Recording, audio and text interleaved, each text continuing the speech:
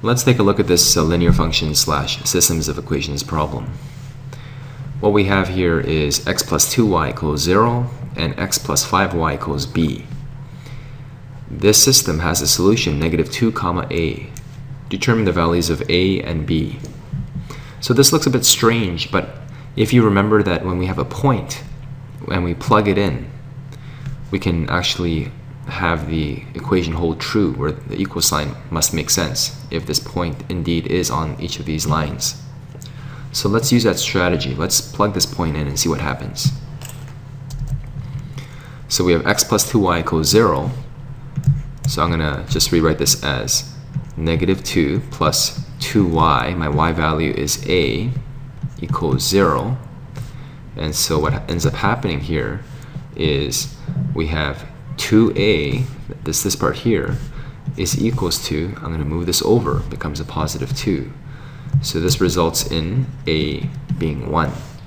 So we have a already. Check. Solved. Wonderful. Now let's take this point here and plug it in here as well. So what we have here is x, which is negative 2, plus 5y, which is a, but we know that a is 1, equals b. So what this means is that negative 2 plus 5 is positive 3, equals b. So we solved a, we solved b. Check. So we are done.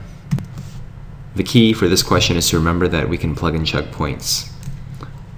When we say that there's a solution, it means that we have a point of intersection, and for point of intersections for two lines, we know that that point is on the line, so we are allowed to plug it in, plug and chug.